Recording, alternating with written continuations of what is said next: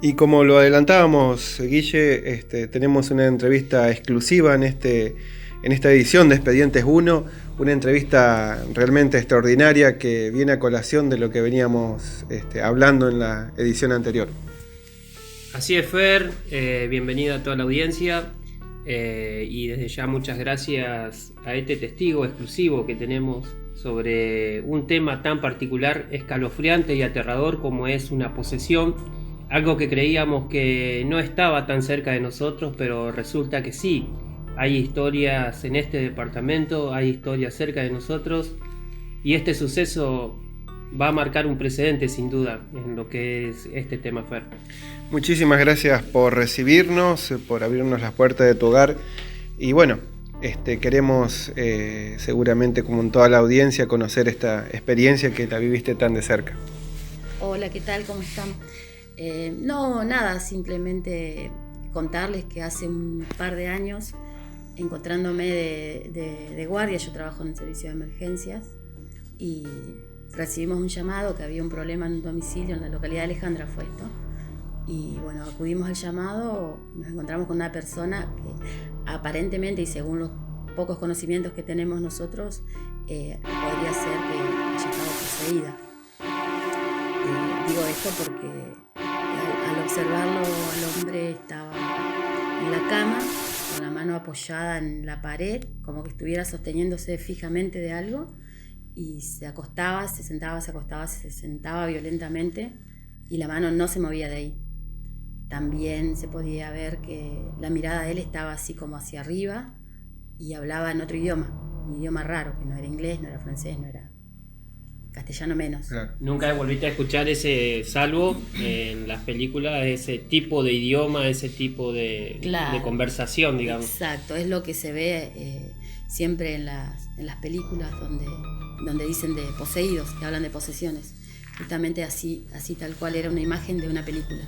Hasta ese primer punto, cuando llegan, ustedes ven eso, ven este hombre agarrado, aparentemente a algo en la pared, porque la mano seguía fija, pero el cuerpo violentamente se sentaba, se acostaba. Se acostaba, claro. ¿Tanto los pies como el cuerpo o solamente No, de la torso? cintura para arriba, el torso. Se sentaba, se acostaba, se sentaba, se acostaba, y no movía la mano para nada de la pared, era en un lugar fijo, no la movía, y tampoco movía las piernas, hablaba en ese idioma raro. Así que... O sea, para alguien que se sienta y acuesta violentamente y no mover las piernas, no levantarlas, no hacía el movimiento de levantarlas, nada, claro, estaban fijas. Fijas. Como que algo se las sostenía. Fijas las piernas y la mano que tenía apoyada en la pared, como que estuviera sosteniendo algo. Pensamos que no era un tema médico. Se nos ocurrió llamar a un cura. Bueno, el cura de la localidad no estaba esa noche, y llamamos al pastor, que sí vivía ahí. Este hombre fue, se sentó al lado con la Biblia, con un crucifijo, y empezó a rezar, y esta persona fue bajando el nivel de violencia, digamos, con el que se acostaba y se sentaba, y hasta que un momento se quedó como dormido. Y bueno, eso fue lo que pasó. Nos comentabas que esto se dio en horas de la noche, en una noche en particular. Sí. 12, 1 de la noche habrán sido. Había otra persona que dormía en la misma habitación, que fue el que llamó, porque estaba asustado, no sabía qué le había pasado, que empezó así, y él lo vio raro, entonces llamó, porque no sabía qué hacer. En el momento, obviamente, uno le pasan millones de cosas en la cabeza, Guille, y ¿qué es lo que más te impactó al llegar al lugar? El contexto donde esto se estaba desarrollando, obviamente la persona y esos movimientos involuntarios del cuerpo, pero más allá de estas manifestaciones, ¿qué es lo que a vos te llegó a dar la pauta de que esto no era normal, no era algo antes visto por los servicios de emergencia? Y lo que nos llamó poderosamente la atención, el idioma en el que hablaba, las cosas que decía en otro idioma, un idioma raro, y la mirada perdida hacia atrás, y después la mano fija en la pared como si estuviera agarrando algo, y al momento de que se tranquilizó, soltó la mano y no tenía nada en la mano, no había nada en la pared como para que estuviera prendido. Eso fue raro. Tampoco manifestaba síntomas de algún tipo de enfermedad o ataque de epilepsia, como generalmente por ahí, Guille, algunas teorías también manejan ese tipo de información. Sí, siempre hay que tratar de mirar de todos los puntos en cada historia, ¿no? Tanto ataque de epilepsia como un ataque de nervios o algún brote psicótico, ¿por qué no decirlo así? Pero bueno, estamos hablando de síntomas similares a las posesiones que hablamos en el programa anterior, justamente, Fer, ¿no? Esos idiomas, esos ataques de movimientos de cuerpo tan violentos que se caracterizan justamente por eso. ¿Cómo era el tono de voz cuando hablaba en otro idioma? ¿Y lo habló constantemente hasta que se calmó? ¿Y cuánto tiempo duró todo esto que vieron ustedes? Sí, el tono de la voz era una voz gruesa y todo el tiempo repetía palabras raras, obviamente. ¿Gruesa como sí. Fantasmal se puede decir? Y podría ser, sí, podría ser. Y no sé, habrá transcurrido, ponele media hora entre que buscamos el pastor y demás. Así que, pero no era nada compatible con epilepsia, porque si no lo hubiese reconocido. Sí, esos síntomas de epilepsia los puedo reconocer. No, en ningún momento trató de atacar a alguna persona que estuviera presente ahí en la habitación o algún tipo de manifestación. Para nada. Solamente se sentaba, se acostaba y repetía palabras en tono raro. Ante la presencia de este señor que cayó con la Biblia y empezó a rezar, ¿hubo algún cambio en el ambiente? ¿Se tornó más violento? No, seguía en la misma situación y en el ambiente no notamos nada en ese momento. A lo mejor hubo y no nos dimos cuenta, pero no. Después empezó a bajar los decibeles, digamos, y se tranquilizó hasta que se quedó quieto en la cama. Uh-huh. En ese momento se queda quieto, se reacciona, digamos, o sigue durmiendo. Se quedó como dormido. Después nosotros nos retiramos del lugar y ya no sabemos. Ahí en ese momento suelta la pared, digamos, donde posiblemente podría haber estado agarrado de algo, pero no había nada. No había nada, tampoco él tenía nada dentro de su mano. Nada. ¿De cuántas personas estamos hablando en ese lugar cuando usted llegó sola, llegó con algunos compañeros, integrantes de la casa? ¿Había alguno aparte del que estaba en la pieza? No, estaba únicamente la otra persona que vivía ahí. Y después había varias personas más. Habremos sido unos 7, ponele, 5, entre 5 y 7 personas. Todos vimos lo mismo. ¿Y qué, después que terminó todo, qué comentaban entre ustedes o qué se decían? Porque me imagino que en ese momento, aparte de estar desconcertados, digamos, no tanto como el miedo, ¿qué se comentaban entre ustedes? ¿Le dijeron a esta persona si practicaba algún tipo de brujería o cómo pudo llegar a haber llegado a ese estado? No, escuché solamente rumores, porque nunca de los llamados de emergencia que hemos recibido antes hemos visto situaciones iguales y algo parecido, digamos. Y después se comentaba de que esta gente pudo haber estado haciendo alguna cosa con magia negra. La verdad que desconozco las prácticas esas. Uh-huh. Era un hombre de avanzada edad, era un hombre joven, la contextura, era delgado, se podía manejar de solo, obviamente, supongo. Sí, una persona joven, aproximadamente 30 años, delgado. Sí, una persona aparentemente bien física. Hablamos de una persona de un nivel económico bueno, precario, la vivienda, ¿cómo era? Podríamos decir regular. Uh-huh. Regular. ¿La pared era de material? Sí, era una casita estilo rancho, con, uh-huh, de material de barro, uh-huh, de esos, tipo quincho. Uh-huh.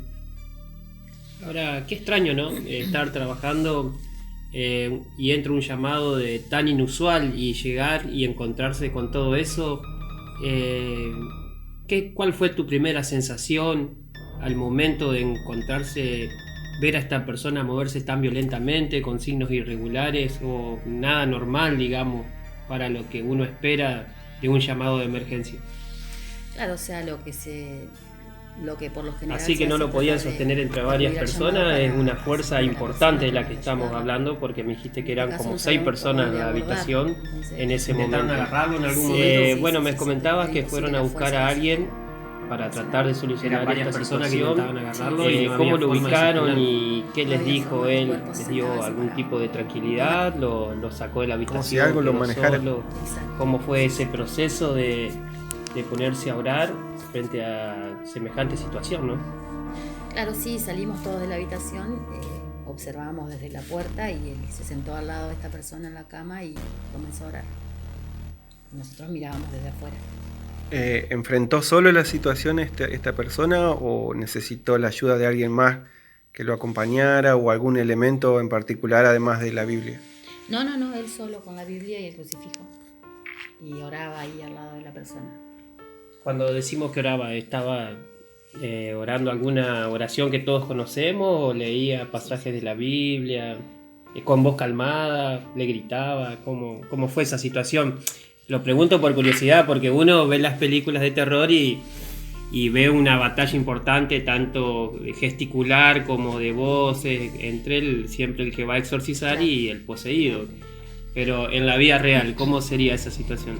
No, tranquilo, se sentó, leía la Biblia, la leía, que desconozco si es la misma Biblia que usamos los católicos, porque este hombre de otra religión, no me acuerdo cuál, pero sí, leía la Biblia y se calmó, no hubo necesidad de forcejeos ni nada. Fue bajando progresivamente el estado que tenía. Claro. Sí. Y cuando termina la sesión, digamos, por así decirlo, este hombre le comenta algo, habla con usted o se retira del lugar. Nada, se retiró del lugar.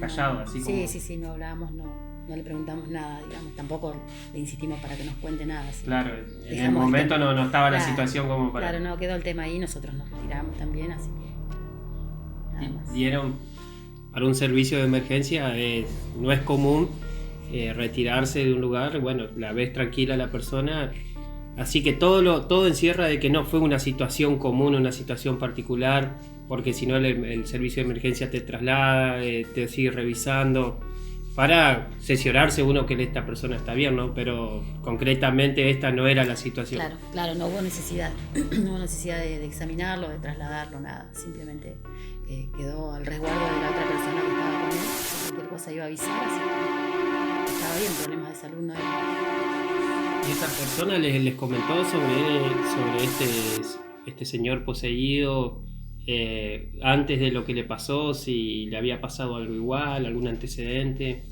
No nos dijo nada, simplemente llamó y dijo que no sabía qué le pasaba, empezó a estar así.